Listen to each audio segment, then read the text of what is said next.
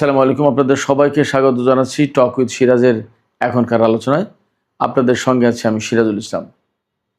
দর্শক, ইরান দাবি করেছে জর্দানের আল আজরাক বিমান ঘাঁটিতে তারা হামলা চালিয়েছে এবং সেই হামলায় 3টি মার্কিন F-35 যুদ্ধ বিমান ধ্বংস হয়েছে এবং 3টি মারাত্মকভাবে ক্ষতিগ্রস্ত হয়েছে। ওই হামলায় কয়েকজন মার্কিন সেনা অফিসার এবং টেকনিক্যাল ও মেইনটেন্যান্স পার্সোনেল অর্থাৎ বিমান রক্ষণাবেক্ষণকারী লোকজন নিহত হয়েছে, বেশ কয়েকজন। এপাশে মার্কিন প্রেসিডেন্ট ডোনাল্ড ট্রাম্প ক্ষিপ্ত হয়ে হুমকি দিয়েছেন ইরানকে তারা গুঁড়িয়ে দেবেন। আইআরজিসি ঘোষণা দিয়েছে জর্দান থেকে মার্কিন সেনা চলে না যাওয়া পর্যন্ত লড়াই অব্যাহত থাকবে। এপাশে পাকিস্তান জানিয়েছে যে তারা আমেরিকা এবং ইরানকে আবার সেই সমঝোতায় ফিরিয়ে আনার চেষ্টা করছে। ইসরায়েলি গণমাধ্যম টাইমস অফ ইসরায়েল বলছে কূটনৈতিক প্রক্রিয়া নাকি অনেকটা এগিয়েছে। তবে এর সাথে নতুন করে যুক্ত হয়েছে আরেকটি খবর, সেটি হচ্ছে ইরানের পক্ষে গুপ্তচর বৃত্তি বা গোয়েন্দা বৃত্তি করার জন্য ইসরায়েলের আরও একজন নাগরিককে আটক করা হয়েছে। এই নিয়ে গত কয়েক মাসের ভেতরে বেশ কয়েকজন ইসরায়েলি নাগরিককে ইরানের পক্ষে গোয়েন্দা বৃত্তির জন্য আটক করা হলো। সুপ্রিয় দর্শক, এখনকার আলোচনায় এই বিষয়গুলো নিয়ে বিস্তারিত আলোচনা হবে। আশা করি আলোচনা ভালো লাগবে, আর যদি ভালো লাগে তাহলে শেষ পর্যন্ত সঙ্গে থাকবেন, লাইক কমেন্ট শেয়ার করবেন এবং চ্যানেলটি সাবস্ক্রাইব করে সাথেই থাকবেন। চলুন দর্শক, আমরা বিস্তারিত আলোচনা করি। দর্শক, আপনারা সবাই জানেন গত রাতে মার্কিন বাহিনী ইরানের বিশেষ করে কেশম দ্বীপে একটা বড় রকমের হামলা চালিয়েছে, যে হামলায় ভবন ধসে বিধ্বস্ত হয়ে চাপা পড়েছে মা বাবা এবং তাদের ছোট্ট একটি কন্যা সন্তান। এরপর ইরান জর্দান এবং কুয়েতে হামলা চালিয়েছে। ইরানের আইআরজিসি দাবি করছে যে তারা ভয়াবহ রকমের হামলা চালিয়েছে, যে হামলায় জর্দানের আল আজরাক বিমান ঘাঁটিতে 3টি মার্কিন F-35 যুদ্ধ বিমান ধ্বংস হয়েছে এবং 3টি মারাত্মকভাবে ক্ষতিগ্রস্ত হয়েছে, আর বেশ কয়েকজন সেনা অফিসার নিহত হয়েছে। শুধু সেনা অফিসার নিহত হয়নি, কয়েকজন বিমান রক্ষণাবেক্ষণকারী টেকনিক্যাল অ্যান্ড মেইনটেন্যান্স পার্সোনেল তারাও নিহত হয়েছে। আইআরজিসি বলেছে যতক্ষণ পর্যন্ত জর্দানের মুসলিম ভূখণ্ড থেকে মার্কিন সামরিক বাহিনী চলে না যাবে ততক্ষণ পর্যন্ত তাদের বিরুদ্ধে লড়াই চলবে। আইআরজিসি আরও বলেছে তাদের ভাষায়, তাদের বিবৃতিতে, যে মার্কিন বাহিনী হচ্ছে শিশু হত্যাকারী বাহিনী। এই বাহিনীর এই মধ্যপ্রাচ্য অঞ্চলে থাকার কোনো অধিকার নেই, থাকার কোনো প্রয়োজন নেই, তাদেরকে এখান থেকে যেতেই হবে। এদিকে আইআরজিসি কুয়েতের আলী আল সালেম বিমান বন্দরেও হামলা চালিয়েছে। এই দুই জায়গায়, কুয়েত এবং জর্দান, দুই জায়গায় ব্যালিস্টিক ক্ষেপণাস্ত্র দিয়ে হামলা চালিয়েছে ইরান, এবং ইরান বলছে হামলা তো সফল। কুয়েতে যে হামলা চালিয়েছে তাতে আলী আল সালেম বিমানবন্দরের 2টি ড্রোনের হ্যাঙ্গার ধ্বংস হয়েছে এবং একটি ফুয়েল ট্যাঙ্ক, জ্বালানি ট্যাঙ্ক, এটা ধ্বংস হয়েছে। এই যে জ্বালানি ট্যাঙ্ক ধ্বংস হয়েছে, সেই ট্যাঙ্ক থেকে আমেরিকার যুদ্ধ বিমান এবং হেলিকপ্টার জ্বালানি নিত, অর্থাৎ তেল নিত, এটা ধ্বংস করেছে। তার মানে কুয়েত থেকে বা কুয়েতের এই আলী আল সালেম বিমান ঘাঁটি থেকে জ্বালানি নেওয়াটা এখন মার্কিন বাহিনীর জন্য সংকটাপন্ন হয়ে গেল। এদিকে জর্দানে যে হামলা চালিয়েছে, জর্দানের সেনাবাহিনী দাবি করেছে তাদের সেনারা ইরানের কয়েকটি ব্যালিস্টিক ক্ষেপণাস্ত্র ভূপাতিত করেছে। এখানে একটু ব্যাখ্যা করে যেতে চাই দর্শক। ইরান বলল যে যতক্ষণ পর্যন্ত জর্দান থেকে মার্কিন সামরিক বাহিনী চলে না যাবে ততক্ষণ পর্যন্ত তাদের বিরুদ্ধে লড়াই। তার মানে ইরান কিন্তু একটা লক্ষ্য ঠিক করে দিল বা ঘোষণা করে দিল যে আমরা লড়াই করছি মার্কিন বাহিনীকে এখান থেকে বহিষ্কার করার জন্য, তাদের ভাষায়। যদি তাই হয় তাহলে কিন্তু ইরানের লক্ষ্য এখন পরিষ্কার। ইরান কিন্তু শুধুমাত্র আমেরিকার বিরুদ্ধে পাল্টা প্রতিরোধ গড়ে তুলছে ব্যাপারটা তা কিন্তু নয়। তাদের এই ঘোষণার মধ্য দিয়ে পরিষ্কার হলো যে তারা জর্দান থেকে বা এই অঞ্চল থেকে, মধ্যপ্রাচ্য অঞ্চল থেকে মার্কিন বাহিনীকে তাড়িয়ে দিতে চায়, বহিষ্কার করতে চায়। এবং তারা বলছে কি, যে এরা শিশু হত্যাকারী কোনো সামরিক বাহিনীকে এই অঞ্চলে প্রয়োজন নেই, ইরান বলছে। ব্যাপারটা যদি তাই হয়, তার মানে হচ্ছে যে ইরান এখন চাইছে আমেরিকার সামরিক বাহিনী এই অঞ্চল থেকে চলে যাক। এটা কিন্তু মোটামুটি তারা তাদের লক্ষ্য ঘোষণা করে দিল। জর্দান এবং কুয়েতে যে সমস্ত হামলা হয়েছে, সেই হামলা বেশ তীর্যক হামলা, তীব্র হামলা হয়েছে, বড় রকমের হামলা হয়েছে, এটা পরিষ্কার বোঝা যাচ্ছে। এই হামলার পর প্রেসিডেন্ট ডোনাল্ড ট্রাম্প বলেছেন যে ইরানের বাহিনীকে একেবারে গুঁড়িয়ে দেওয়া হবে। তার মানে হচ্ছে যে হামলাটা খুব বড় রকমের হয়েছে।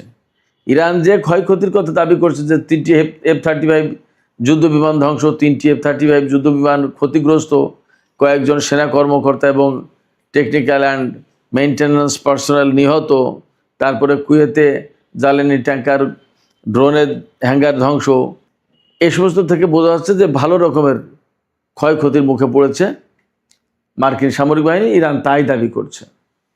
এর প্রেক্ষাপটে কিন্তু ডোনাল্ড ট্রাম্প ইরানকে একদম গুঁড়িয়ে দেওয়ার, একদম 12টা, ইংলিশ অশালীন শব্দ ব্যবহার করেছে, সেটা বলা যাবে না, একেবারে 12টা বাজিয়ে দেওয়ার ব্যবস্থা করবেন তিনি, এই রকম হুমকি দিয়েছেন। তাতে বোঝা যাচ্ছে যে ইরান তাদের হামলা মোটেই হালকা করেনি, বরং জোরদার করেছে এবং তারা একটা লক্ষ্য নিয়ে এখন কাজ করছে, সেটা হচ্ছে মধ্যপ্রাচ্য অঞ্চল থেকে মার্কিন সেনাদেরকে সরিয়ে দেয়া। ডোনাল্ড ট্রাম্প যদিও এইরকম বারবার ইরানকে গুঁড়িয়ে দেওয়ার বা মুছে দেওয়ার বা একদম শেষ করে দেওয়ার হুমকি দিচ্ছেন, কিন্তু তিনি বাস্তবে এই পর্যন্ত এইরকমের বড় কোনো হুমকি বাস্তবায়ন করতে পারেননি। এটা আমরা মোটামুটি কম বেশি দেখছি। এই নিয়ে খোদ মার্কিন গণমাধ্যম থেকে শুরু করে পশ্চিমা বিভিন্ন গণমাধ্যমে আলাপ আছে। তাহলে কি হবে বা কেন পারছে না? এই জায়গায় পশ্চিমা গণমাধ্যমগুলো আরও পরিষ্কার করে বলছেন যে ডোনাল্ড ট্রাম্পের আসলে যুদ্ধের কোনো লক্ষ্য এবং সুনির্দিষ্ট কোনো নীতি বা একটা পরিকাঠামো, একটা গাইডলাইন, এর কোনো কিছু নেই।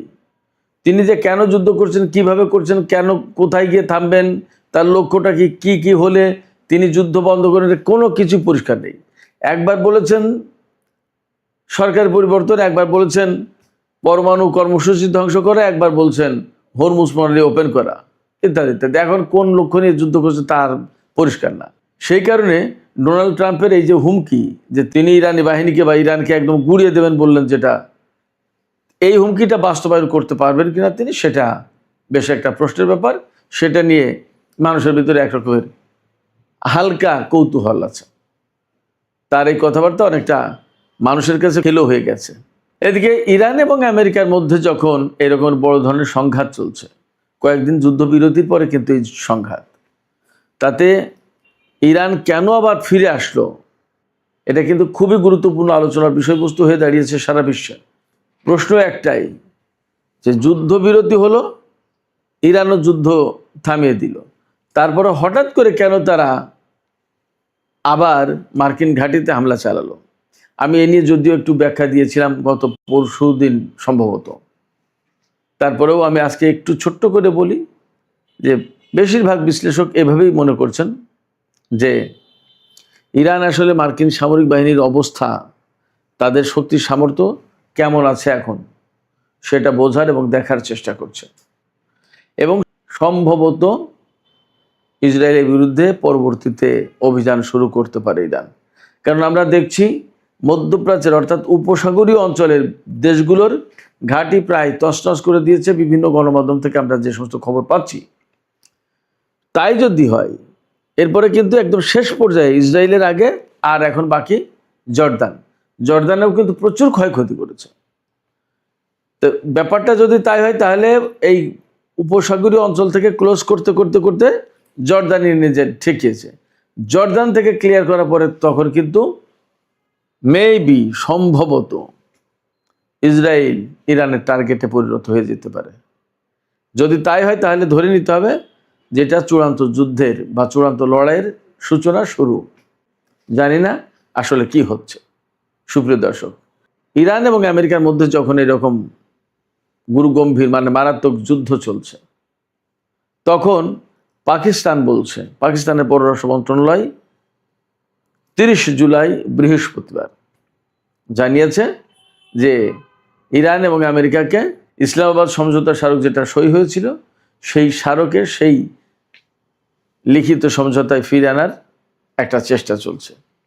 যদি তাই হয়, যদি ফিরে আনার চেষ্টা সফল হয়, তাহলে যুদ্ধবিরতি হবে, আবার আলোচনা শুরু হবে। আর যদি এটা সফল না হয়, তাহলে যুদ্ধ আরও ভয়ঙ্কর রকমের অবস্থা ধারণ করবে, ভয়ঙ্কর রূপ ধারণ করবে, মোটামুটি এটা বলা যাচ্ছে। এর মধ্যে ইসরায়েলের এক গোয়েন্দাকে আটক করেছে, মানে ইসরায়েলি নাগরিক ইরানের পক্ষে গোয়েন্দাবৃত্তি করেছিল, সেই অভিযোগে ইসরায়েল আটক করেছে। তার বিরুদ্ধে এরই মধ্যে অভিযোগপত্র দায়ের করা হয়েছে। সেই অভিযোগে বলা হয়েছে যে আমির হিশাম মোহাম্মদ টিটি, এই ব্যক্তি ইসরায়েলের প্রেসিডেন্ট আইজাক হারজগ এবং অর্থমন্ত্রী বেজালেল স্মোটরিচ, তাদের দুইজনের উপরে গুপ্তচরবৃত্তি করেছে। এই দুইজন উত্তরাঞ্চলের একটা হাসপাতাল পরিদর্শনের সময় তাদের ছবি তুলেছে এবং সেগুলো নাকি 34 বছর বয়সী এই আমির হিসামের ইরানি হ্যান্ডলারের কাছে পাঠিয়েছে। এবং নর্মালি এই ধরনের কর্মকাণ্ডের বিপরীতে তারা টাকা পেয়ে থাকে, ডলার পেয়ে থাকে। এই রকম অভিযোগ কিন্তু এইটা প্রথম না। এর আগেও আমি নিজে ভিডিও করেছি কয়েকবার যে এরকম বেশ কয়েকজন গুপ্তচরকে ইসরায়েলের ভেতর থেকে আটক করা হয়েছে এবং তাদেরকে কারাগারে বা বিচারের সম্মুখীন করা হয়েছে।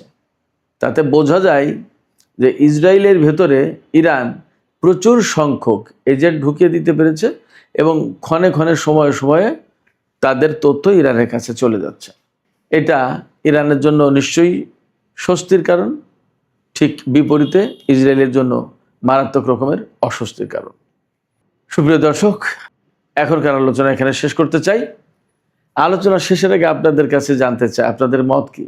ইরান যে দাবি করলো, ইরানের IRGC, এই খবর কিন্তু পাকিস্তানের এক্সপ্রেস ট্রিবিউন দিয়েছে, আল জাজিরা দিয়েছে এবং ইরানের রাষ্ট্রীয় বার্তা সংস্থা ইরনা দিয়েছে, বেশ দায়িত্বশীল জায়গা থেকে। IRGC বলছে যে আমেরিকার 3টি F-35 যুদ্ধবিমান ধ্বংস করা হয়েছে, 3টি মারাত্মকভাবে ক্ষতিগ্রস্ত হয়েছে এবং বেশ কয়েকজন সামরিক কর্মকর্তা নিহত হয়েছে। আপনারা কি মনে করছেন, এই খবরের সত্যতা কেমন বলে আপনাদের কাছে মনে হয়? 1, 2 হচ্ছে, আপনারা কি মনে করছেন যে ইরান আসলে চূড়ান্ত লক্ষ্য নিয়েই এই সাম্প্রতিক যুদ্ধ, অর্থাৎ 29 জুলাই থেকে যে যুদ্ধ শুরু করেছে, এই যুদ্ধটা শুরু হলো চূড়ান্ত লড়াইয়ের লক্ষ্যে? আপনাদের মতামত জানিয়ে কমেন্টে লিখতে পারেন। আর ভিডিও ভালো লাগলে লাইক, কমেন্ট, শেয়ার করবেন এবং চ্যানেলটি সাবস্ক্রাইব করে সাথেই থাকবেন।